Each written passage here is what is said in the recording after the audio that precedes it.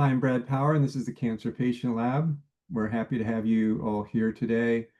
We're honored to have Mark Taylor and Gabriele Gavazzi here to tell us about the latest insights they've been gathering. You may not know or may recall, some of you, that Mark and Gabriele were on a session with us before. Mark has an incredible personal story of getting an early pancreatic cancer diagnosis and then pursuing doing a global search for clinics and treatments that he might consider. He turned that into a research project where he asked patients who went to clinics globally what treatment they got and what the results they got were. So now he has one of the best databases I'm aware of all of these integrative oncology clinics that are in various places all around the world. So a very good resource for that. And they've been studying. And Gabriele is his right-hand man who, if you ask him a question about anything, you get a very long answer with 10 citations. Gabriele just does incredible research. And together, they've put that kind of research that they've done into what is evidence-based, evidence-directed best practices in care, which I'm sure they'll tell you more about. But I really rely on Mark and Gabriele to make sense out of the area of integrative oncology, which has some alternative approaches that are sometimes questionable, but seem to have some evidence. And how do you make sense of it all? And when I want to make sense of it all, I go to Mark and Gabriele. So just a personal endorsement. Before we get started, we have a few housekeeping things that we always say at the beginning. One is this is for information purposes only. This is not medical advice. We try to bring information to our patients and caregivers they can take to their medical team. Secondly, this all will be made public. So if you're concerned about having your image shared or your name or anything, you can disguise your name, turn off your image, and don't say anything. And then finally, we are a 501c3 nonprofit, and we depend on the kindness of donations to bring this webinar series to you, and would appreciate any donations you might make, which you can do on our website where there's a donate button, and it's very easy. And with that, I'll turn it over to Mark and Gabriele. Thanks, Brad. So I'll be sharing a pack. Can everyone see that? Is it presenting? Yes. Excellent. Okay. So yeah, here to announce, it's been many years of research. It was in answer to the problem I had when I had a cancer scare, the CTCs, in that when you enter the alternative world, you don't know what to trust. And I see it increasingly with patients. And really, it's an online portal to help a patient get up to speed quickly with the latest research. We've created tools to help with that. So we're introducing what we're calling the Hacking Cancer Research Portal. And my organization is Patient-Led Oncology. So we are a research organization. We research integrative oncology, so everything your oncologist is not giving you, through four lenses. My own story, so I have my own experiences, and I could write a book about that. And we also follow patients through our group and through patients I coach. So I generally, patients who are going to the top experimental doctors in the world come to me, and I get to find out what the experimental doctors are doing and reverse engineer their research. And then increasingly, we're selling our research to doctors. So we're getting the circular information with those doctors, feeding information into them and understanding how their patients are doing. And then ultimately, we've become an aggregator of clinical research. Very rarely do we see approaches working that have not been studied in clinical research. So most of the stuff we do these days is actually read clinical papers, and we have filters on all the research databases, and we're looking at about 30 to 50 research articles a day. Part of my thought process behind creating this is that the problem between the standard of care oncologist and what's going to be available in the experimental space is going to increasingly get more sophisticated. Medical knowledge is doubling every 3 months, and still the standard of care model takes 18 to some cases 40 years to get a drug into standard of care. And what we're starting to see, and I think it will only accelerate, is a bigger and bigger gap between what standard of care are offering and what you can get with a doctor who's paying attention to the latest research.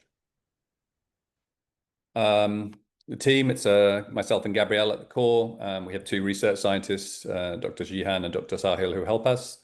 And we have a team that also helps us from that group, which I'll introduce soon.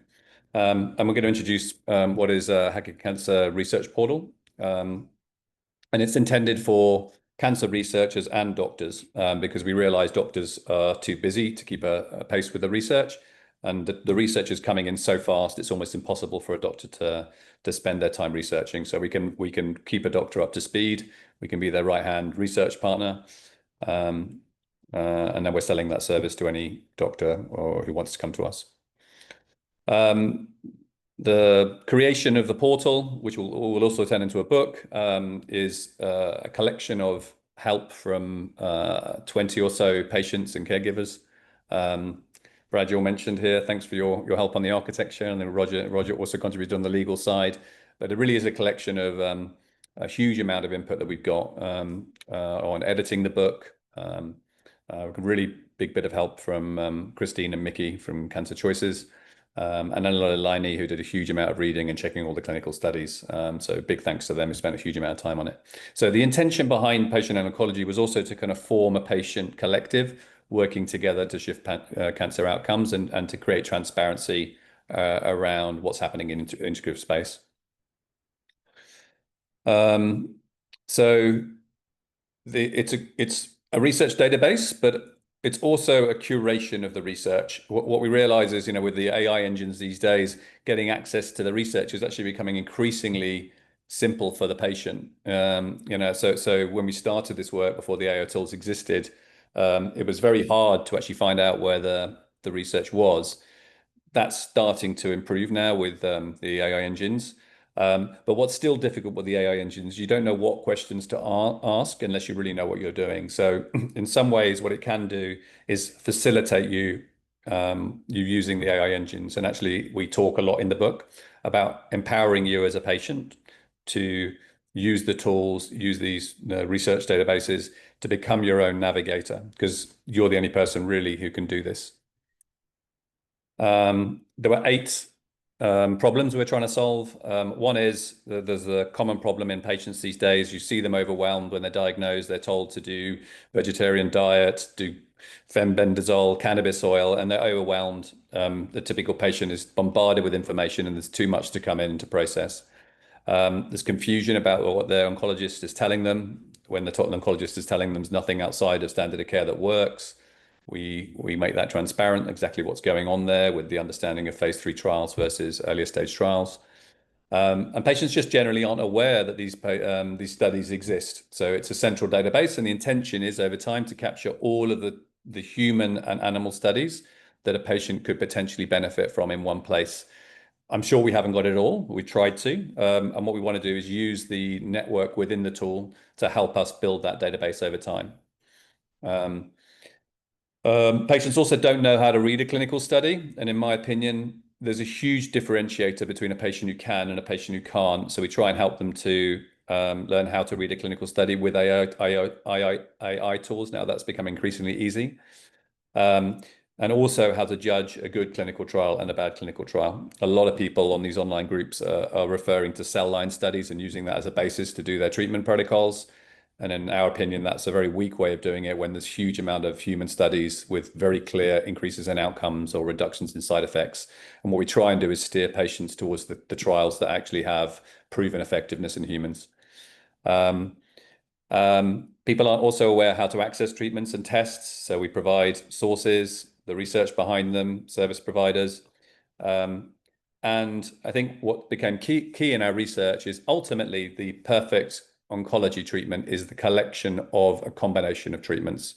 And we explain some rationale to how you combine treatments. And then finally, there's just in general in this world, there's a lack of trusted information. There's a lot of dubious information groups out there, and patient can very easily struggle and go down a wrong path into certain groups or reading certain books that maybe necessarily aren't the best one for them. The culmination of what we did was to try and summarize everything we could find in integrative oncology in a single page that a patient could pin on their wall and use to navigate their journey. And this has been thousands of hours of thought put into this, and thousands of dollars of graphic design work. And the intention was, could we represent everything in the oncology space in a single page?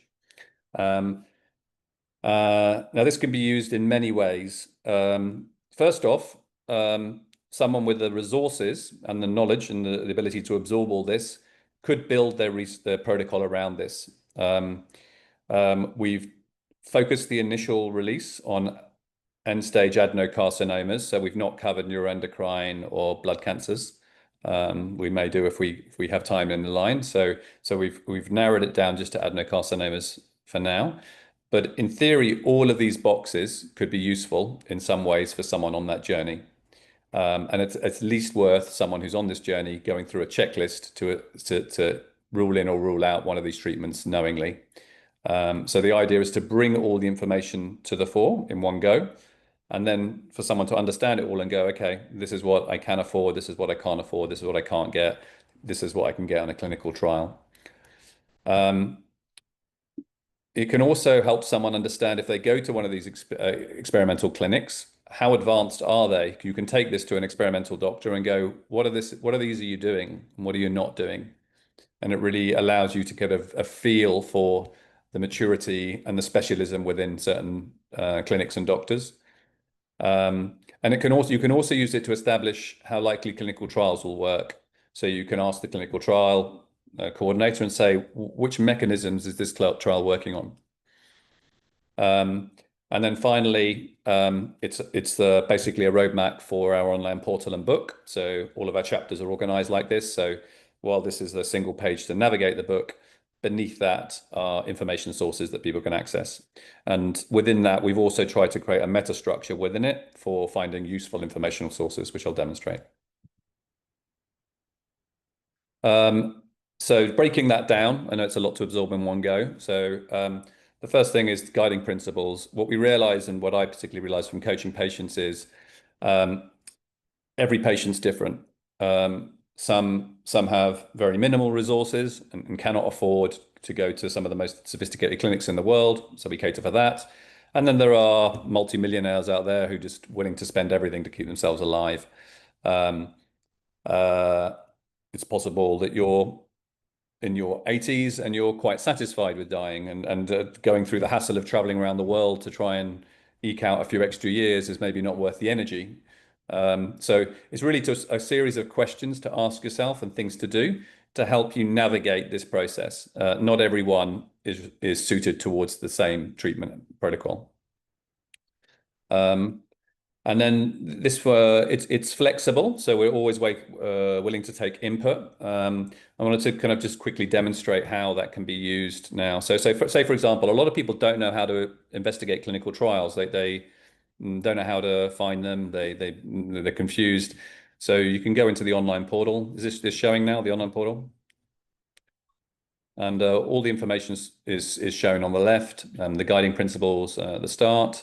So you can go to the guiding principle on investigate clinical trials. You can click on here, how to find good clinical trials, and it will give you the clinicaltrials.gov website. And then what we'll also use it as a metadata for companies that help people file clinical trials. So we've listed one here, Lille Health.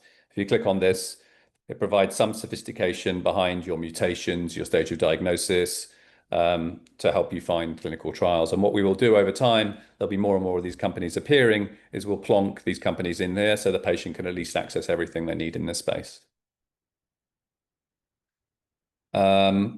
Second thing is fundamentals. When you do your research, there's certain things that are fundamental to any treatment journey, that almost no matter what treatment you're doing, these things are almost definite to improve your outcomes. This is typically what's offered by naturopathic services. So when you see a naturopath, these are the type of things they follow, and it's quite complex. And for those that can afford it, it's quite useful having a naturopath on their journey to guide them through these things. And again, I'll delve into how how we help patients through this. So one thing, pH modulation. Not a lot of people are aware of this. So you can go into the tool, managing fundamentals, pH modulation, and then we all have all the studies listed, including the science behind how pH modulation can improve outcomes. And this is an interesting one because not a lot of people are aware of it. For pancreatic cancer, for patients who had a urine pH of 7.5 and above, they lived on average 29.9 months at late stage versus 8 months for those that had less than 6.5. So this is a very simple treatment that can be done at home, that can be measured with urine pH monitoring sticks, with potentially huge increases in outcome with some incredibly solid science behind it. That's how the fundamentals work, and you can navigate each of the fundamentals through the portal. The next section's on innate healing. I went on a journey myself to spend a lot of time with therapists working in the mind-body space, and I've collated a framework of what I feel is useful in this area with the latest research, with tools to help you access healers if need be. So we can go through an example with this. So the mastering section on innate healing. And let's say one common question I get is, where can I access psychedelics? Given the latest research, there's some amazing research in psychedelics helping with cancer, anxiety, and depression. So you sort into trauma work. This gives some science behind trauma, some options, psychedelics, and then different psychedelics. And then if you're looking to find a retreat, you can click on here for resources. You can type in psilocybin. And then suddenly you've got a world map of all the places you can go to do psilocybin therapy. So what may have taken 6 months to a year for a patient to find, they're there pretty much instantly if they're needing to look. And then we come to treatment strategies. What we realized through our research is there's some fundamentals of cancer biology that are often not considered in standard of care oncology. I believe one of your chats, Brad, was from Moffitt Cancer Center, talking about the Darwinian approach to cancer. So that's listed as an approach. And these are kind of high-level thought structures around how you may deliver drugs, and the science behind that. So I can go again into the book. And you can, in the mastering section,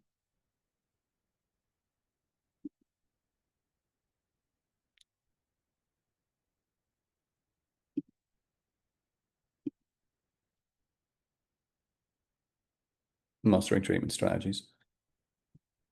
And one of the most interesting ones that we came up against was something called a Chow principle. It's embedded. It's a scientist who spent time researching different dosing levels, and what he realized is that if he delivered a quarter dose of 4 drugs focused on the same target, he would get the same outcome of using a single drug at the full dose, but without the side effects. And I think, from our observing our research, from looking at thousands of studies, this is one of the biggest missing pieces in oncology today. There's no incentive at the moment for the oncology world to play around with different dosing combinations. And these are what the advanced clinics are doing. Quite often they're reducing. We've seen chemo doses reduced from 100 to 15%, and people still getting responses when they're combined with multiple other things.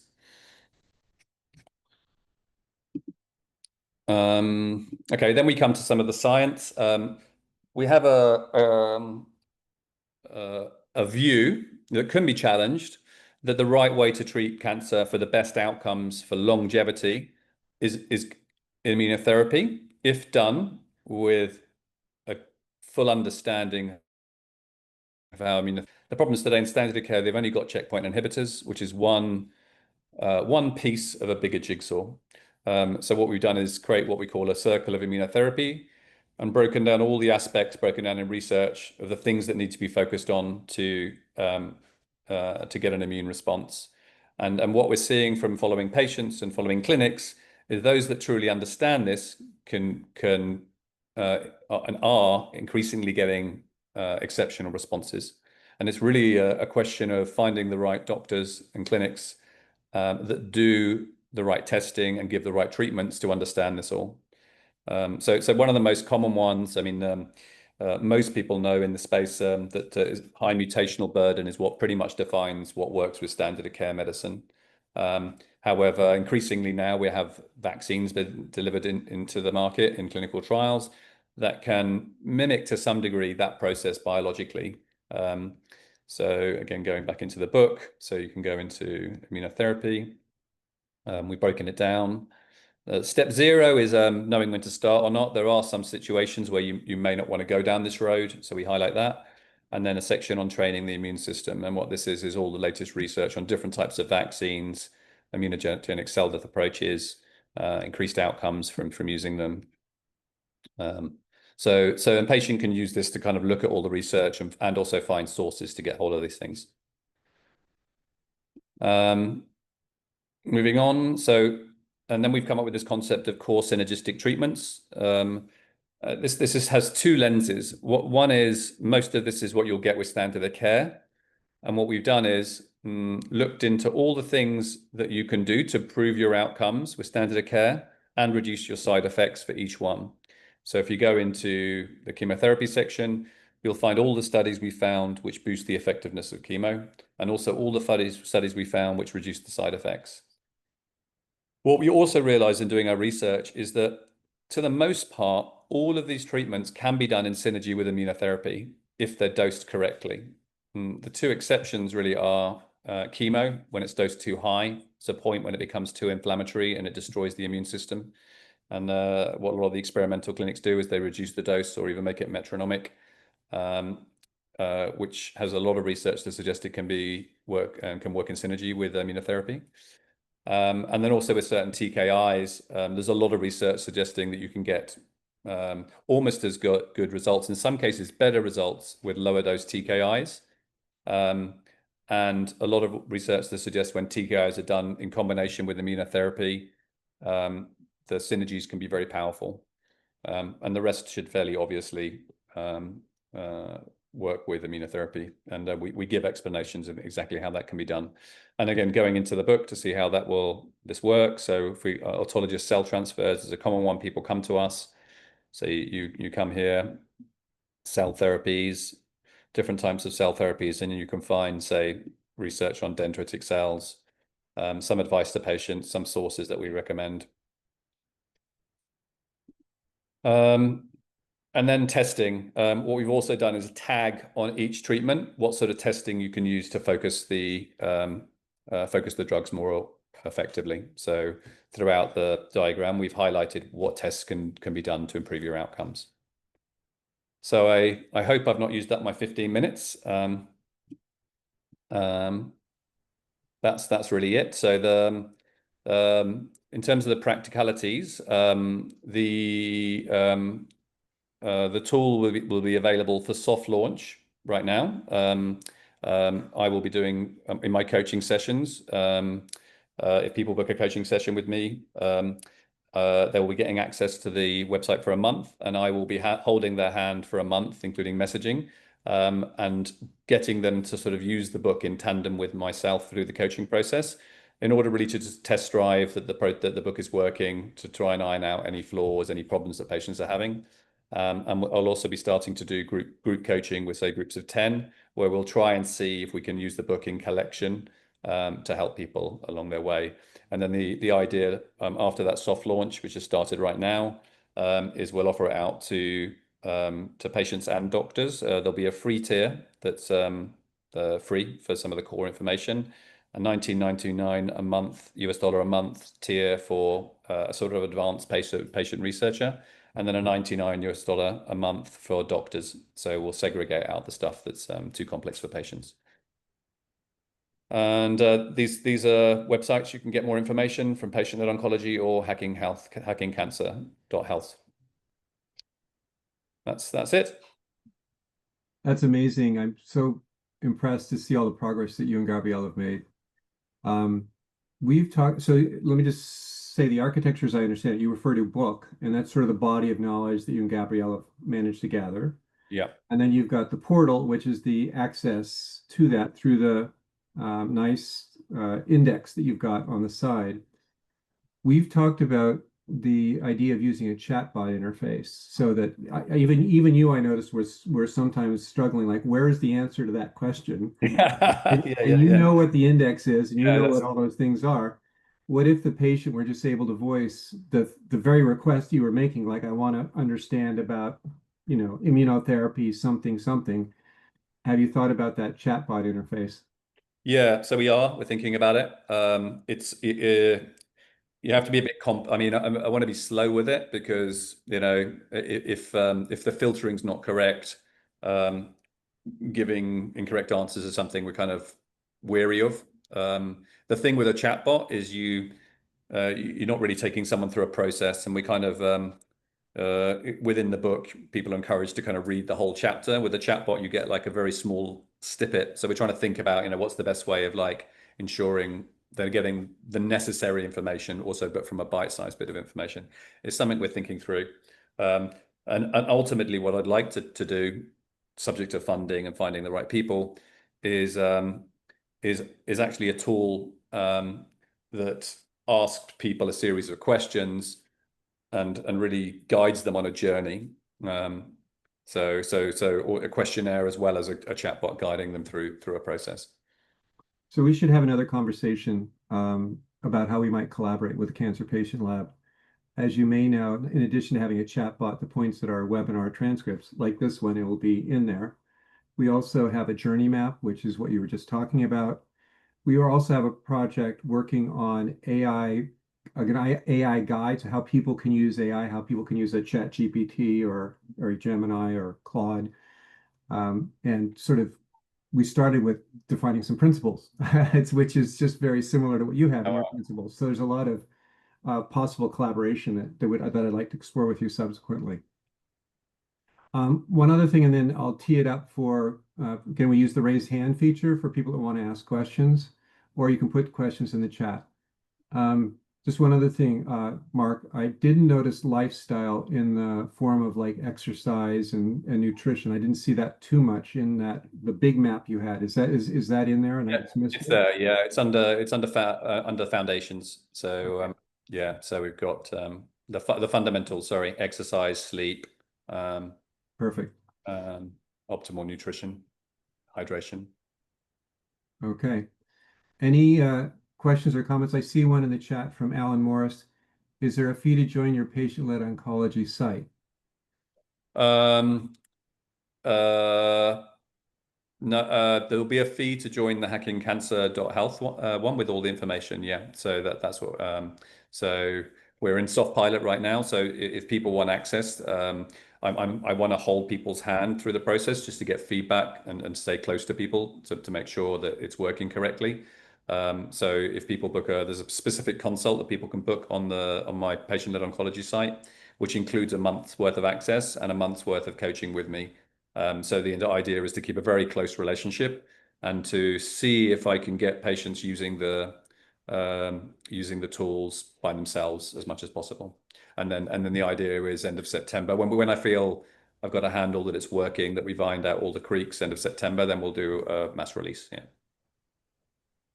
Next question from Geeta Peterson. How do you ensure the data is updated? Um, we update almost in real time. So literally every week we're updating the core book, and then we're trying to work out what the right uploading process is into the online version. So at the moment, we're updating probably twice a week on the online version. There might be a point where that comes to once a month, but that's a view. But we're kind of reading research. Uh, we probably come across somewhere in the region of 5 to 10 research articles a week that can be added. So there's a slight concern that it will just get too big, but we'll see. Yeah, I was thinking about that in your own one of your first statements in your presentation was the pace of new information. And it almost makes like if you did and I was, when we've talked in the past, the idea of a printed book just seems like the moment you printed it, it would be out of date. Yeah, yes, it's so true. Yeah, yeah. I mean, You I have, think, it yeah, almost like you have to have an online version. Now, I suppose you could have some of your principles and some other things and turn that into a book because those might be timeless, but the specifics are changing continuously. yeah, yeah. I mean, we think people would, there's certain people who would prefer a book to refer to. So we just have to think about exactly what we cut and what we include in that. I think, because I do think there's some use in having a guidebook around. Not a lot of people want to be referring into the computer. So, Len Sierra has his hand raised. Yeah, thanks, Brad. Mark, you showed a map of of the world, basically, showing where one could get psilocybin treatment. Were those clinical trial sites or outside of clinical trials? they're outside of clinical trials. Yeah, that's Oh, retreat groups. So it's in countries where it's legalized, basically. It's increasingly being legalized all over the world. So in Spain, it's decriminalized, Portugal, Czech Republic, Germany now. So I think we're starting to see um, more and more places legalizing it. but I thought you did have some US sites where I think it's Yeah. legal. No, no, there's a few states in the US it's now legal. Okay. Yeah. We had a session, Len, with from some folks at Johns Hopkins that have some clinical trials, and offline or whatever, I can point you to that. If you just go into our site and search on psilocybin, I think that'll probably come up. Thank you. Anyone else with any questions?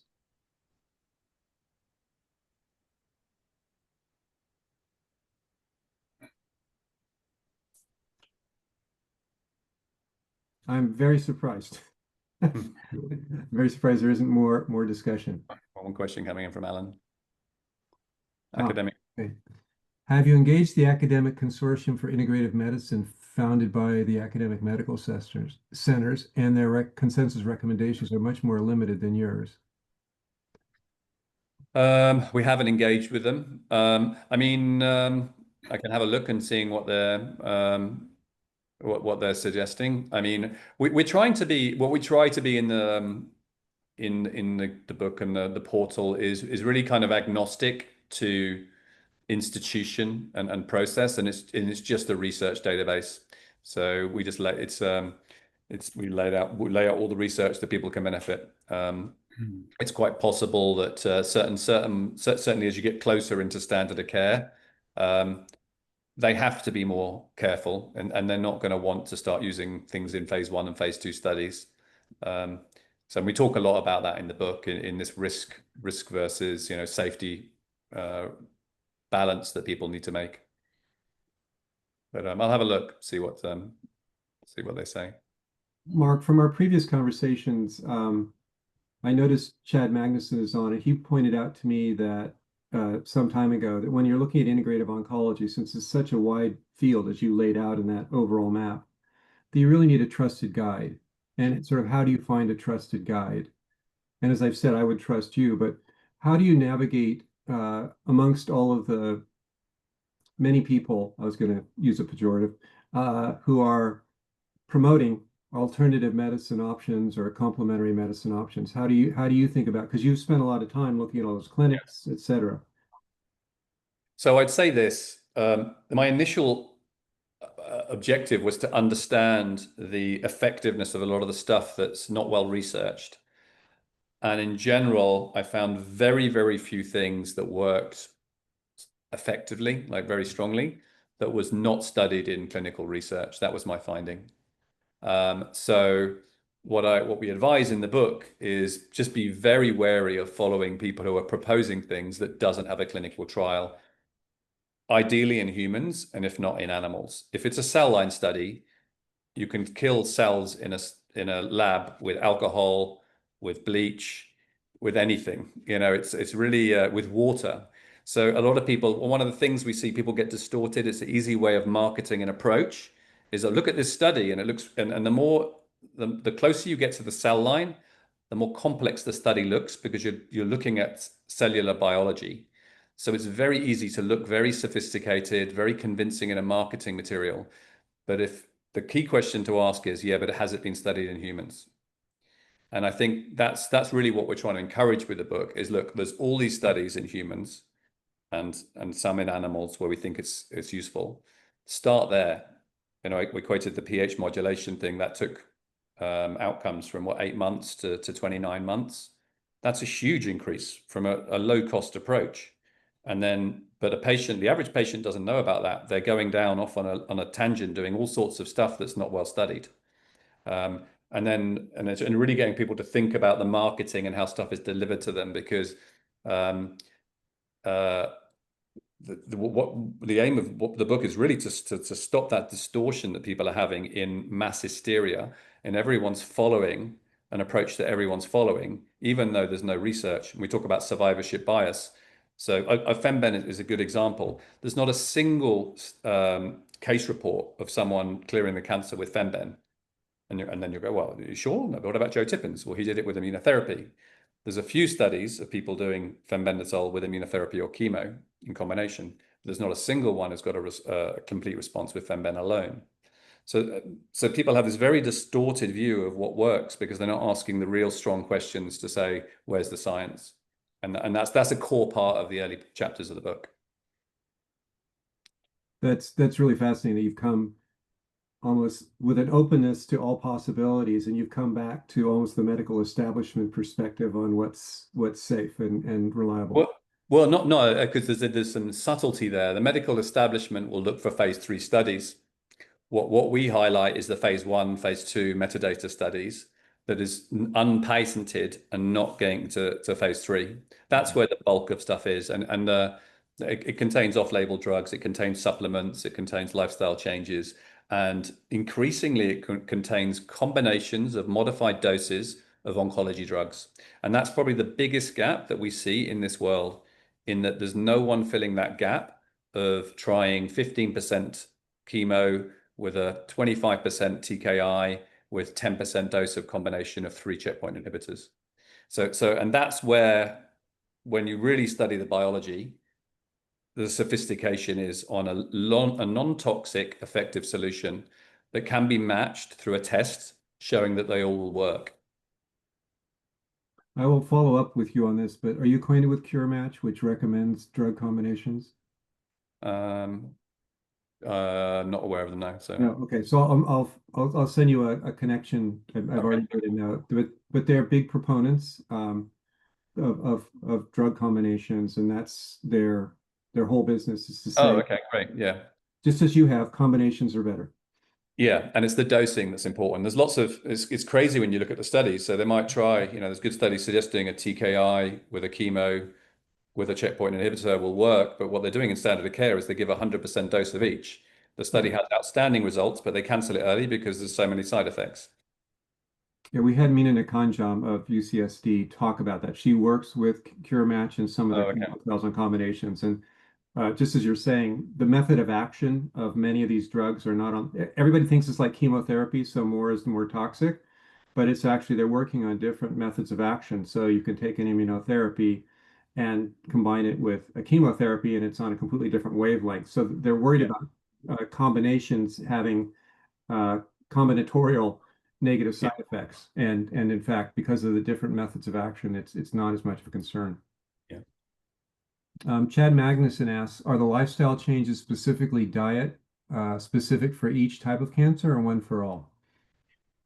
I mean, we list, the biggest benefits from lifestyle is exercise, I would say. If it's this is an energy thing with cancer, there's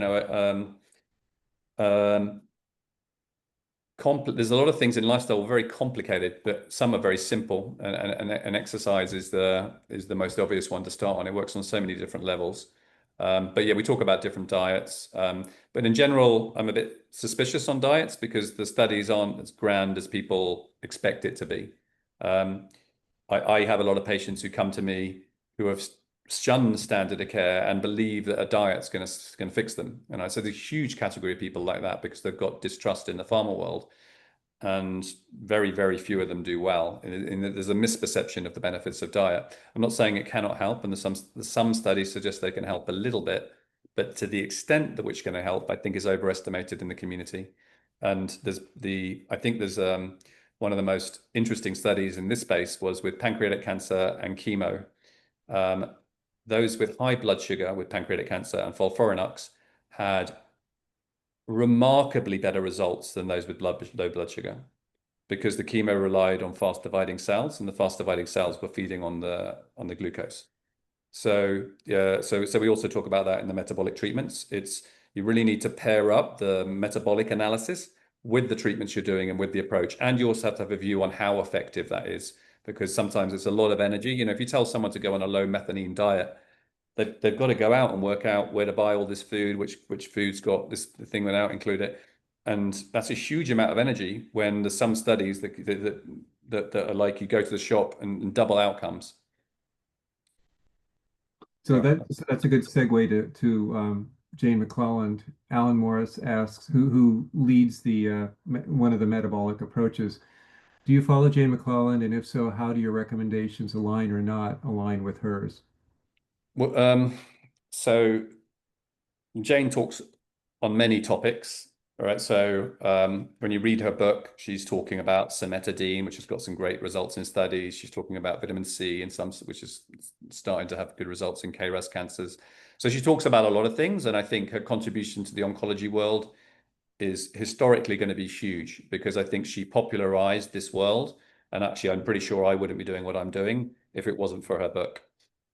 Her thinking is very good, but what happens with patients is they misinterpret her thinking because her book is complex. I don't think it's a starter book for patients.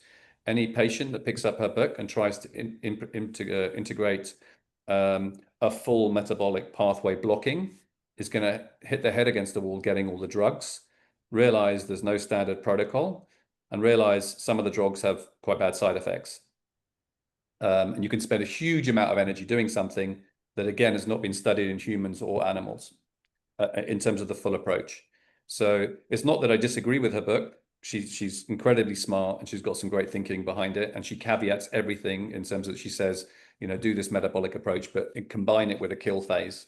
So she's kind of saying it can slow the cancer down, but yeah, don't stop doing the chemo, which is, but you see some people misinterpreting her book because there's a lot of complexity there that a lot of patients can't grasp at the start.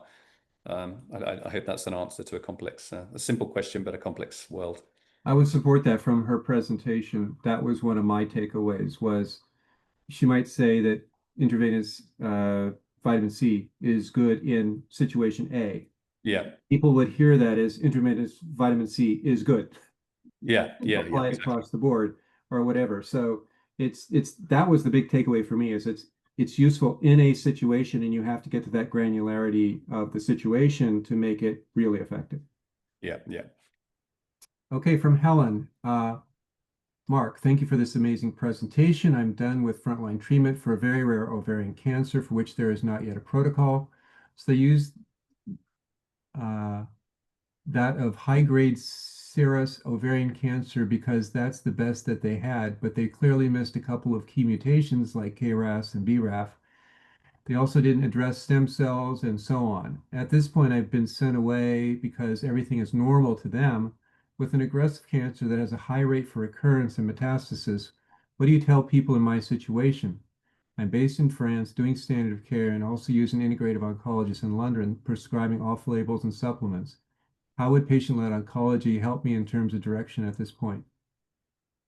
I mean, when the book's out, you can read that, or you can book a consult with me, and I can give you access to the book for a month, and I can direct you to the research that could potentially help you. So, and then you could go through the guiding principles as a process. So, unfortunately, and this is going to become an increasing problem, finances are going to become an issue with people. But that's not to say if you don't have a huge amount of money that there's not options. There is clarity on what you can spend is very useful, and then in some degree more useful than actually spending money, because you can be very focused on what's best for me at that cost level.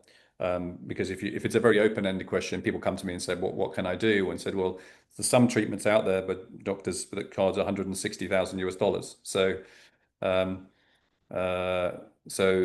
there's a huge amount. There's probably hundreds of different doctors you can go to. So clarity on well, your situation financially, willingness to travel, willingness to take risk. In the consult, I'll go through all this, and then I'll try and present options and some research that you can look into. Just a comment from Dennis. Your pH comments are good. I have been using baking soda regularly for about 8 months. Maybe it has helped me with my pancreatic adenocarcinoma. Yeah. Okay. Yeah. Alan Morris, please comment on the following ChatGPT reply to high glucose and pancreatic cancer. Some preclinical studies in cell lines or mice have suggested that high glucose levels may sensitize pancreatic cancer cells to specific chemotherapies like gemcitabine under certain conditions. However, these figures are not consistent across all studies. They're mostly not replicated in clinical human settings. Some of this effect may be related to metabolic vulnerabilities in cancer cells that could be exploited, but this remains largely experimental. And there's more, but I think you can respond to that. Your ChatGPT, it's a great example of one of our fears about whether the AI engines are going to take over our work, and the more we see, increasingly I'm getting people sending me ChatGPT or trying to inform me about things, but increasingly what I'm realizing is the results are not that great, and you have to be very wary of using these tools because a lot of people have the perception that they're getting the complete information. So, I mean, I think what I'd ask people to do is combine it with a search on, say, one of the either on Google, and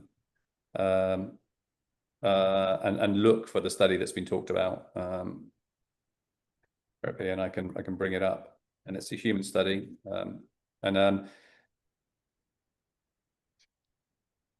So there is a human study for this one. yeah, there's a human study. In contradiction to what ChatGPT was saying. Yeah, exactly. Yeah. So I can call it up. I'm going to share my screen again. We'll talk further, but this work we're doing on an AI project is exactly trying to figure out what is the confidence that the AI has in what it's recommending by sometimes, this is from Russ Hollier, but playing different AIs against each other or asking it to grade the confidence it has in the answer that it's giving. Yeah. What I've noticed though is that you have to be very careful with the prompting you need to give it, because what happens is it tends to filter it towards a conservative response with the engines. Some engines are slightly different in that they kind of shift you into, and rightly so, the phase 3 studies that have been done. So you have to be very careful when you're doing the prompting to really get to really know what you're really asking. Nikita asks, have you used Open Evidence, which is a database that's being used by providers? No, I'm not aware of that. Okay, you should. It's like recently had a funding round and it's growing like 20%, a year. So it's growing crazy. So Open Evidence is worth checking. It's a kind of a chat GPT it's pointing at reliable medical sources and its customers or providers. Okay. Okay, from Eric Dishman. Based on your book, the knowledge you have brought together, your interactions with doctors, do you have a wish list for how to better train oncologists and the field? How would you prepare the workforce for all of this is headed? Well, this is that's interesting. Eric's pet issue. Good job, Eric. Yeah, no, it's mine as well, because I got a good chunk of my pension paying for these doctors, in that I started realizing a lot of them weren't that well trained. And part of the idea behind this book is to train patients to a point where they're training their oncologist and that they can demand more from their oncologist because they're educated. Even in the experimental space, there's not a lot of incentive for a lot of the experimental doctors to really keep on top of the research, because once the brand is created around a treatment protocol, clinic patients are coming no matter what.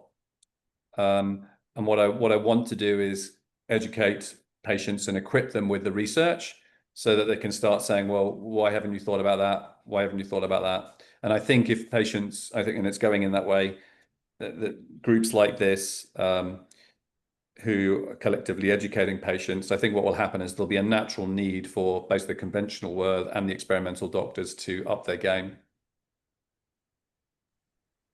I mean, I've helped about 3,000 patients, and overwhelmingly still, even at the tier 1 cancer centers that we help get them access to, it's probably a 15 to 20% of the oncologists there can handle the complexity of the kinds of things that you're talking about. And obviously tools and things that are coming will help, but it's like, I mean, and that's the tier 1 places that you would think everybody would sort of be equally trained. It's great when they act as a team, right? But increasingly the ability to do that is really hard. So Yeah. I'm really frustrated by how difficult it still is, even at the top places, to find people with the right knowledge and the way of thinking. So Yeah, there's it's parts of your very, book that could help. yeah, I mean, I'm not convinced that's going to change. Maybe the book will contribute a little bit, because, I also understand the complexity of this world. Um, when you start trying to treat cancer based on the latest test, for example, in that you open the door for drugs, dozens of IVs, that it's so complex and messy. I'm not sure the conventional hospitals can manage it right now. And I think truly, when you understand the biology and read enough studies, what you end up with is like a Chinese medicine approach to oncology. Small, based on a test. Okay, you need 10% of this chemo, you need 15% of this TKI, you need this off-label drug. And how we as a medical world come to that is not easy to solve operationally.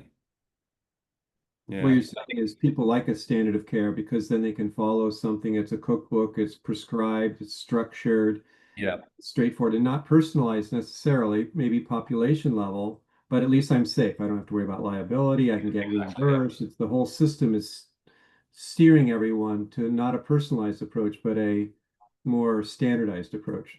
Yeah. And I think solving that is difficult. You had a great diagram, I think, in our first chat, where you had chaos on one corner and then, standard of care on the other. How you find that balance is complex. It's almost like, if there was motivation to come up with the best oncology treatments, there'd almost be a new industry of people focused on technology gadgets to support this complexity. Because how do you give that right level of chemo and the right combinations in a safe way? It's not simple. Right. Let's see. Two questions. Raj Aji, does your book or portal address protocols for mitigating building of resistance to inhibitors and other treatments that are working? Yes, yeah, we bring in all the stuff. So each, in the hacking section, which is all conventional areas, we've got a chapter on synergistic treatments and science of resistance. So we talk about how resistance forms, some of the mechanisms, and then we give the studies that have shown the ability to turn around resistance. So yeah, for all the studies we found, we've listed. I think that's an answer to the one. From Alan Morris, for a pancreatic cancer patient undergoing chemotherapy, are you recommending increasing blood glucose? And if so, by what route and dose? I'm not recommending anything. I'm not a doctor, so I'm a research portal provider. But if you look for the study on, it's a very interesting one, and I think it sparks controversy in this world, which is useful. Pancreatic cancer, high blood sugar sensitizes chemo. Now, you can interpret that in any way you want. The results were outstanding, like really outstanding in the high blood pressure group, with a number of stage 4 reaching complete responses and long-term remissions. And that's incredibly rare.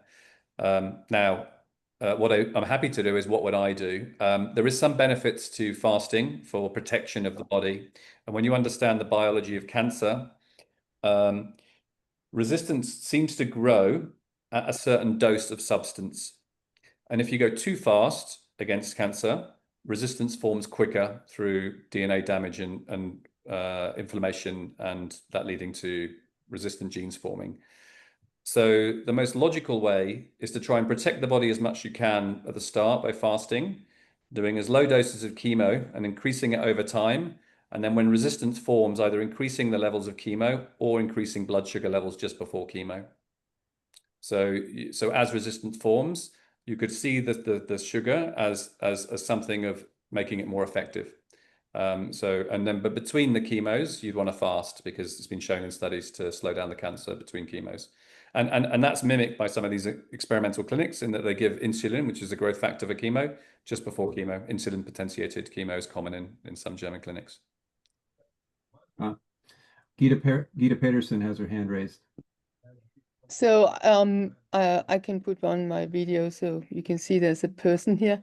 Mark, I'm so fascinated and impressed by what you have done. And we are trying to move outside of this standard of care because it doesn't work for most patients. But we're using a test to help navigate that. I would love to set up a separate call and see if there's, for instance, every patient will have, how do you improve effectiveness? And you just spoke to it, of the treatment that they select. How do you prevent resistance? How do you optimize survival? And I just think what you have done is amazing. Oh, thank you. Thank you very much. And yeah, and please reach out and we can connect and have a call. Yeah, Gita has been doing research in RNA sequencing and interpretation of RNA sequencing. So she has some interesting tests that you might be interested in. Great. We're at the hour. We were prepared to go longer, but I think we've covered most questions that I'm aware of. So I would like to close, Mark, if you have any final words of wisdom or thoughts you'd want to leave us with in closing. Thank you for the opportunity. And then just let people know that we'll be updating people on the launch of the book and the rollout through our Facebook group. So Patient-Led Oncology is the Facebook group. That's how I communicate out to the patients or anyone interested. So you can find me there. And then, yeah, we're in the soft launch now. So if people want to consult, where we provide access to the book and coaching over a monthly period to help them on their journey. So they can reach out again through my website. Okay.